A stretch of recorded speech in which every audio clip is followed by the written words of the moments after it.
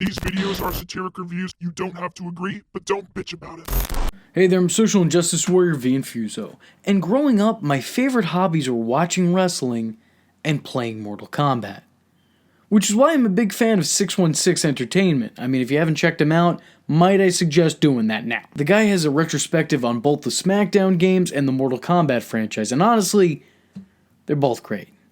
Really, if you haven't watched, you're missing out. Check it out. Anyway, as I was saying, I was a huge fan of both Mortal Kombat and wrestling. But I mean, wouldn't it be great if you could just combine those two things? I mean, wouldn't you be curious to see what a Mortal Kombat-based wrestler would look like? Well, WCW was. Glacier, to me, is many things. Groundbreaking, I think unique, but in some ways probably didn't go as intended. We put so much time and money into trying to make that character work. It didn't matter who was in that Glacier gimmick. The fans wouldn't have liked it because of the buildup that we had. What made Glacier this athlete who too many people regard as a joke or bad? In 1996, 1 year after the Mortal Kombat movie came out, WCW decided that they wanted their piece of that pie, and they decided to essentially rip it off in a storyline that was dubbed Blood Runs Cold.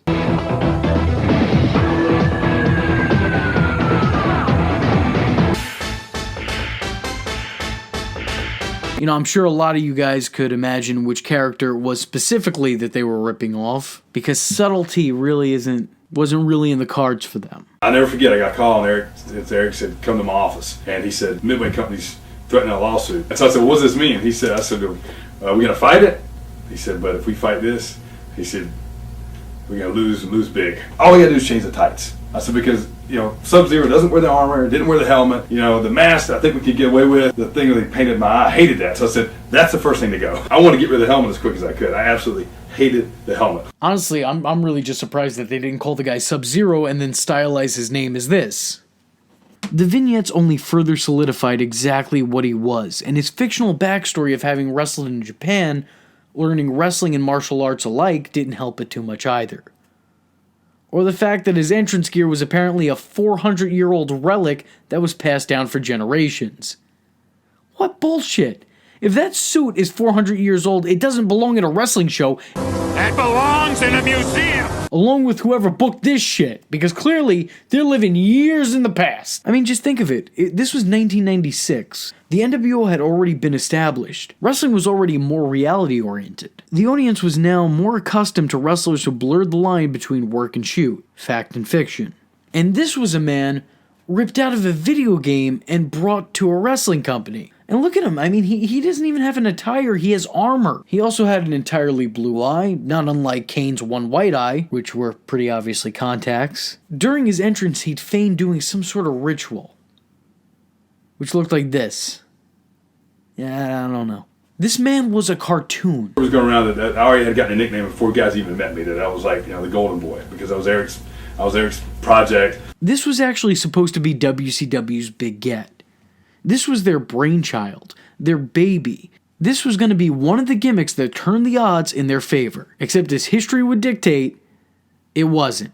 And actually, believe it or not, his debut was originally supposed to predate the NWO. And due to the success of the NWO, the company actually held back on Glacier's debut. So maybe they weren't as brain dead as all those WWE documentaries would have you think. Another fun fact is that, allegedly, originally this gimmick was made for Rob Van Dam, who very enthusiastically declined. Can you blame him? But regardless, when he did finally show up, he was pushed as originally intended. He began his time in the company doing what else but what all new projects do in wrestling companies: start a winning streak. And this whole concept of his character was just, it was strange enough to see in a ring, but the story that came with it only became that much more bizarre when other discount Mortal Kombat characters would begin to debut, such as a masked Chris Kanyon as Mortis, with Sinister Minister James Mitchell accompanying him to the ring. And then you have the newly debuted former Atom Bomb, Wrath. Apparently these two had a long and storied history with one another outside of the WCW. And that story would never be revealed, because the company's investment in the story faded as the fans' interest in the wrestlers was non-existent. Mortis and Glacier went back and forth in matches that did little to nothing for either man or for the audience watching, in the arena and at home. And somehow Ernest the Cat Miller, who is someone we'll be talking about on this channel at a later date, would find himself engulfed in this feud too. I don't know why. I don't really know why, but I'm gonna say because karate. Because karate, just put them all together. This guy throws kicks, that guy throws kicks, boom. It's a taekwondo match. The Cat and Glacier teamed up on multiple occasions before Glacier would uncharacteristically turn heel on his partner, allowing his enemies to get the victory. And then from there, it was just all downhill, which is saying something because we were already on a downhill slope. You know, they say there's nowhere to go but up. It's not true. Not the case. Not the case. Could still sink a lot lower. The story would end prematurely, which honestly was probably for the best. Should have probably died prematurely. Probably should have been aborted. Don't get me wrong, on some level, this is interesting, but probably not for the reasons that they'd hoped. I mean, because this is interesting in the same context that Shockmaster was interesting. You know, this is interesting in the same context that whole GTV on WWE angle was interesting. This is interesting in the same sense of how long did JTG maintain a job at the WWE for as long as he did. Interesting. Glacier's year-long undefeated streak would get ended by Buff Bagwell, and was followed up with a squash match to Goldberg, thus plummeting him back down the card to the point of a low-tier mid-carder. And much like every failed experiment in wrestling, his winning streak would be followed up with a losing streak. Congratulations, Tensai, you're not alone. We found you a friend. Got a lot in common. Probably came from the same video game. No longer was Glacier a prospect. He was an enhancement talent, employed to put over the likes of Perry Saturn. Eventually, oddly enough, Glacier began to transition out of his gimmick, selling his old attire to other workers. Kaz Hizashi, which I probably butchered that, I know I did. I butchered that name, would enter the ring in Glacier's gear. This would allow the man performing the gimmick to transition into a coach gimmick, and honestly, the less said about that, the better. I'm just... It made it harder for all us fans who stood by him. Say it! No! Come on, say it! Never! You're definitely not the most skilled athlete I've ever coached. But your determination to never quit absolutely amazes me. Looking back at it now, it's hard to argue that it wasn't good in an incredibly cheesy way. He worked the gimmick well, but it was never a gimmick that was going to work. Regardless of how well he performed it, it was too obscure and not at all relevant to what was going on at the time. Not that Glacier was particularly setting the world on fire, and not that I'd expect someone with the name Glacier to set fires. I mean, that'd just be counterproductive, kinda, wouldn't it? He was let go from the company shortly after due to budget cuts, but would make his return a full year later, sans the coach gimmick. This time around, the people behind the gimmick were entirely self-aware of its failures and shortcomings in the past, and decided to re-debut him as a comedy character and his self-proclaimed hero. It's time for a true hero to return. And that's why I've come back to clean up WCW. I think our world is about to change. Can you believe Glacier is back? But check out that new look, that upgrade, and look, here comes Norman's superhero. Maybe the fans. Well, it has been a long time. This is almost silly. Look at this. He was here, didn't he say he was going to help Norman? And he was decimated by the Canadian Killer. And he had absolutely no help at all from a man that he begged to return. I'm not even sure if Glacier even still realizes that Smiley lost the match. A little late to watch Norman's back, isn't it? Oh, yeah, sure. Now he's striking the pose like he's ready for action. Norman, like I told you, I'd always be there to watch your back. And that's what I was, here to watch your back. WCW, quite candidly, I was getting sick and tired of having to look at those commercials about your big comeback. Did you see how I made Mike Awesome run like a coward from me? Are you kidding me? He almost killed me out there. It's a shame that we didn't get to see this character with this new comedic edge, as not like it'd be selling out arenas everywhere, but I think it was a fun addition to the roster for the time being. And it's always good to see someone who could poke fun at themselves. We all gotta laugh at ourselves once in a while. I do it all the time.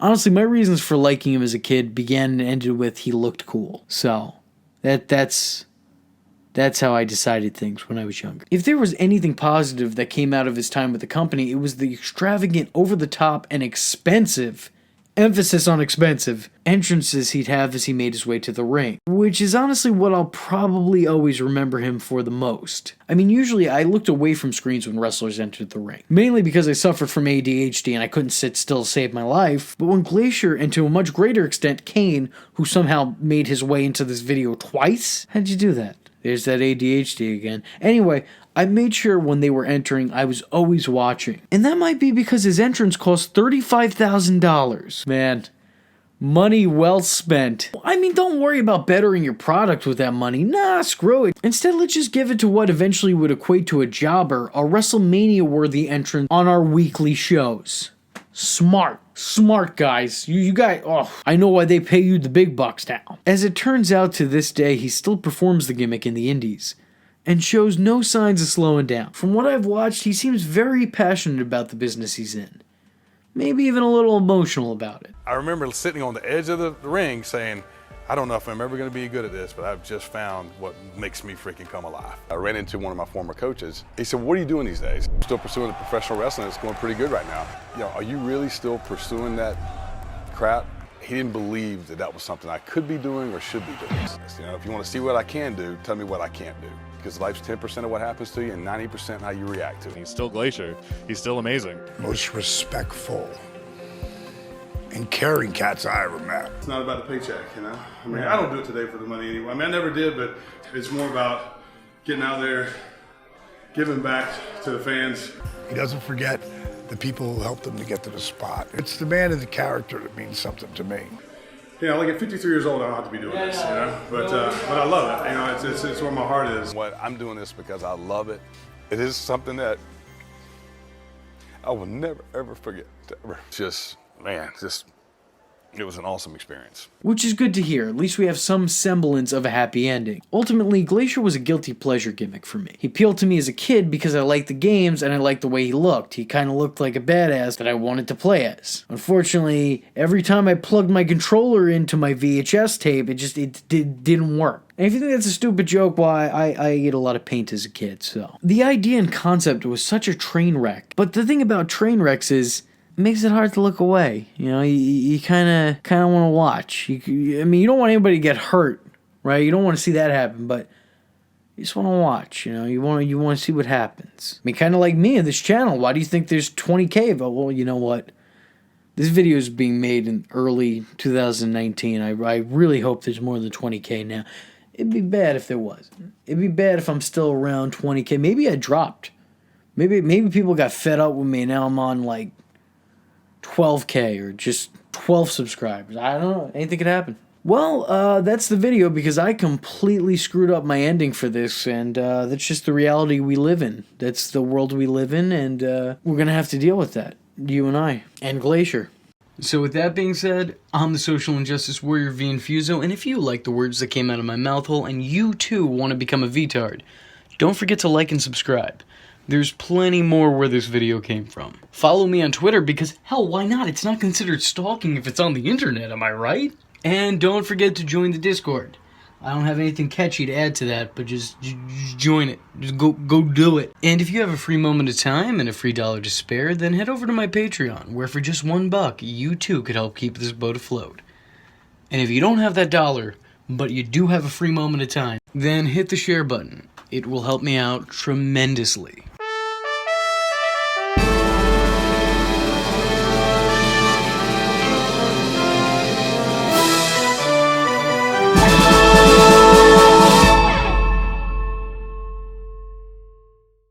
VTards, oh.